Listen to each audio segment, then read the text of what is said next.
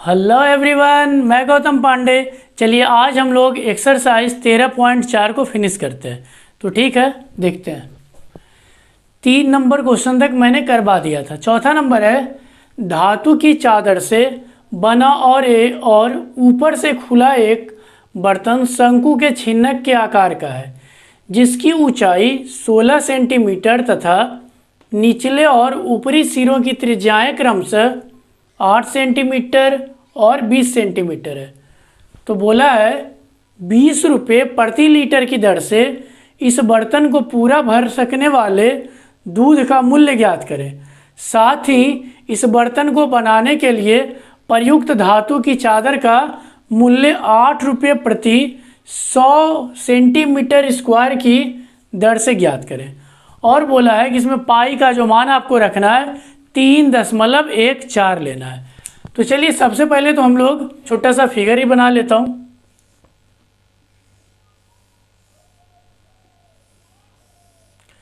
इस टाइप का कोई बर्तन है। इसमें बोला है कि इसकी ऊपरी और निचली और ऊपरी, नीचे वाला त्रिज्या कितना दे दिया 8, यानी ये वाला त्रिज्या आपका कितना है 8 है, 8 सेंटीमीटर। और ऊपर वाला त्रिज्या कितना दे रखा है 20 सेंटीमीटर। ठीक है, और ऊंचाई भी दिया है। हाँ, ऊंचाई 16 सेंटीमीटर।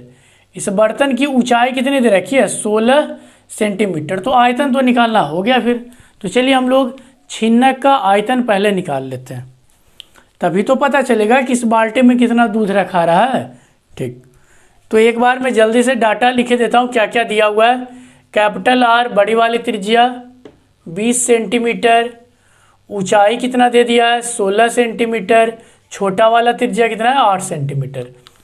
तो सबसे पहले मैं इस बर्तन का आयतन निकालता हूँ। बर्तन है कैसा, छिन्नक के जैसा, क्वेश्चन में दे दिया है। तो बर्तन का आयतन, वॉल्यूम का मतलब आयतन, ठीक है, यानी कि छिन्नक का आयतन। तो छिन्नक के आयतन का फॉर्मूला होता है 1/3 pi H into R square plus R square plus R into R. ये सब मैं आपको प्रूफ करके बता चुका हूँ कि कैसे आया है जो। तो आयतन बराबर क्या हो जाएगा 1/3 पाई का मान 3.14, ऊंचाई देखिए कितना दिया हुआ है 16 सेंटीमीटर, तो 16 रख लीजिए। आर स्क्वायर कितना, बड़ा वाला त्रिज्या 20, तो 20 का स्क्वायर कर लो, तो इसको ब्रैकेट थोड़ा ऐसे लगा लो, प्लस छोटा वाला त्रिज्या कितना है 8, तो 8 का स्क्वायर लगा लीजिए। बड़ी वाली त्रिज्या कितनी है 20, तो 20 गुना छोटी वाली त्रिज्या 8, ठीक, सेंटीमीटर क्यूब में आएगा। तो आयतन बराबर हो जाएगा 1/3 गुना, बढ़िया से देखते जाइए, कुछ है नहीं, 3.14 गुना ये 16 को अभी हम लोग 16 ही रहने देते हैं।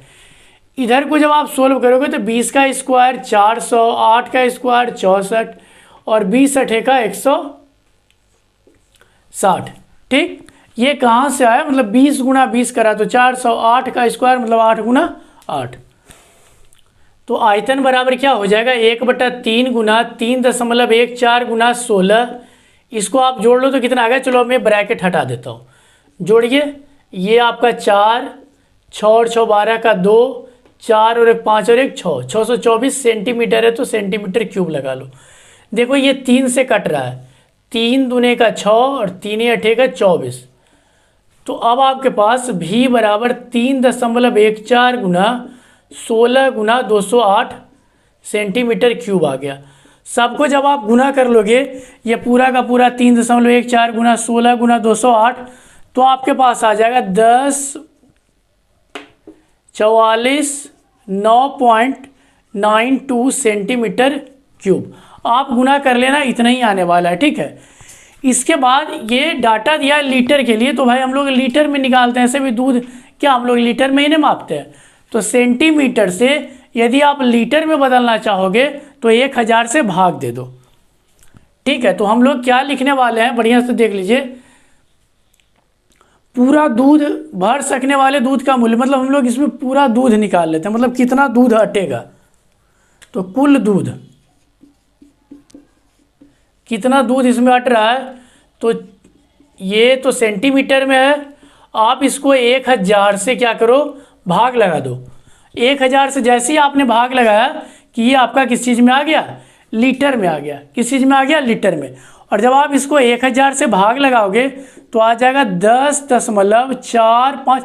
हालांकि ये देखो ना 4-9 भी रहेगा, बट 4-5 लीटर इतना लिख दो, बहुत है। अब आपको खर्चा भी तो निकालना है। खर्चा कितना निकालना है, देखो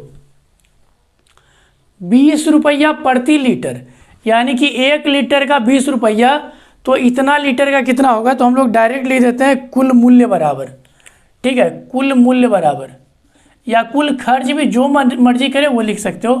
कुल खर्च या कुल मूल्य, आपको इतना दूध खरीदने में कितना लगेगा, 1 लीटर का 20 रुपया है, तो इतना लीटर का क्या, 20 गुना 10.45, और जब आप इसको गुना करोगे तो 209 रुपया आ जाएगा। ठीक, तो इसका कितना आ गया, 209 रुपया। मैं फिर से एक बार जल्दी से बता देता हूँ, कुछ ज़्यादा करना नहीं था, बस इसका आयतन निकाल लिया। सर आपने इसका आयतन क्यों निकाला, इसका आयतन निकालने समय ये पता चला इसमें दूध कितना अटेगा। क्यों दूध हटा रहे हो सर, क्योंकि वही तो हमसे पूछा है, दूध का ही तो दाम पूछा है कि कितना दूध होगा। तो पहले हम लोग पता कर लिए कि इसमें कितना दूध हट रहा है, फिर जो डाटा दिया हुआ था उससे मल्टीप्लाई कर दिए। 1 लीटर का 20 रुपया था, तो इतना लीटर का कितना आएगा, 20 से गुना कर लिए। ये 1000 कहाँ से ले आया सर, 1000 मैंने लाया सेंटीमीटर क्यूब को लीटर में बदलने के लिए। ठीक है, इसका दूसरा पार्ट अभी और इसमें है, उसको हम लोग करते हैं, आप इसको पहले लिख लो। चलिए, तो अब हम लोग इसका दूसरा वाला पार्ट कर लेते हैं। दूसरा पार्ट में पता है क्या बोला है, कि इसको बनाने में टोटल कितना धातु लगा हुआ है, ठीक, और उसका भी खर्चा वर्चा निकालना है। तो सबसे पहले देख लेते हैं धातु कहाँ कहाँ लगा हुआ है। धातु आपका ये देखो, बर्तन है तो इधर इधर तो लगा हुआ होगा ही पूरा, यानी कि छिन्नक का वक्र पृष्ठ क्षेत्रफल, और ये नीचे में, नीचे से भी बंद है। यदि नीचे से बंद नहीं रहेगा तो आप कुछ डालोगे तो बाहर चला जाएगा फिर। ठीक, चलिए हम लोग लिख लेते हैं, बर्तन में प्रयुक्त धातु का चादर, ये क्या हो जाएगा, बढ़िया से देखना, ये छिन्नक का वक्र पृष्ठ क्षेत्रफल, छिन्नक का वक्र पृष्ठ क्षेत्रफल,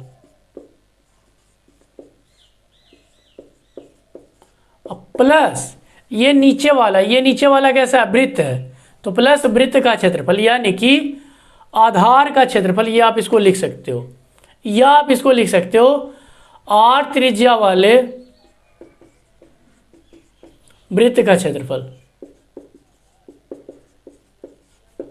अब बढ़िया से देखना, छिन्नक का वक्र पृष्ठ क्षेत्रफल क्या होता है, pi l into r plus r, और r त्रिज्या वाले वृत्त का क्षेत्रफल क्या होगा, वृत्त का क्षेत्रफल पाई आर स्क्वायर ही तो होता है।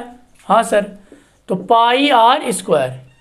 अब यहाँ से एक काम कर लो, पाई को कर लो आप कॉमन, तो आपके पास l इंटू आर, देखो बड़ा वाला त्रिज्या कितना दिया हुआ है 20, तो चलिए हम लोग 20 लिख लेते हैं, प्लस छोटा वाला त्रिज्या कितना है 8, तो 8 लिख लो। और यहाँ पे ये बच क्या गया था, आर स्क्वायर बचेगा ना, देख लो ना, ये वाला जब आप पाई निकाल लोगे तो यहाँ सिर्फ क्या बच जाएगा, आर स्क्वायर। तो मैं डायरेक्ट आर स्क्वायर का मान 8 रख के देता हूँ, तो ये 8 का स्क्वायर।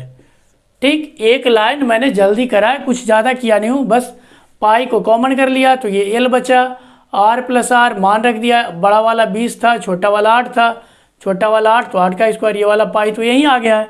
अब एल कहाँ से लाओगे, एल तो है ही नहीं, यदि मैं एल निकाल लूँ तो हमारा काम हो जाएगा।